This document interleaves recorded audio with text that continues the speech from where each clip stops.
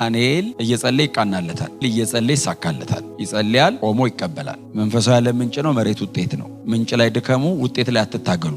ከተዘጋ በር ጋር መጋጨት ትርጉም የለውም። ከበሩ ጀርባ ያለውን መምታት ነው፣ በሩ ይከፈታል። በጣም ረጅም ጸልዩ፣ ጥቂት ተራመዱ። ስትሰሩም ግን ጸልዩ፣ ስትኖሩም ጸልዩ፣ ስትንበረከኩም ጸልዩ፣ ሰውም ስታገኙ ጸልዩ። ጸሎት የሚቋረጥ አይደለም። ጸሎት እኮ እማቀውን እምልበት ሳይሆን በእግዚአብሔር ልብ ያለውን መሬት ላይ የምደግምበት ነው። ጸሎቴ እኮ የሚመለሰው ከእግዚአብሔር ሐሳብ ጋር ላይን አፕ ሲያደርግ እንጂ እግዚአብሔር የጥላውን ፈቃድ አገልጋይ አይደለም። የፈለኩትን ነግሬው ከዛ በኋላ እሺ ብሎ እኮ ተነስና ሄድ እኮ አይለኝም። ስትንበረከክ ጸሎት ጥቅሙ በእግዚአብሔር ልብ ያለውን አንደርስታንድ ታደርገዋል። መንፈስ ቅዱስ እኮ መኖር ያስፈለገው በእግዚአብሔር ልብ ያለውን እኔ ስለማላቅ አምጥቶ ይሰጠኛል። ሲጀመር እኔ የምፈልገውን ብለምን ልክ አይደለሁም። እኔ ለእኔ ልክ አይደለሁም።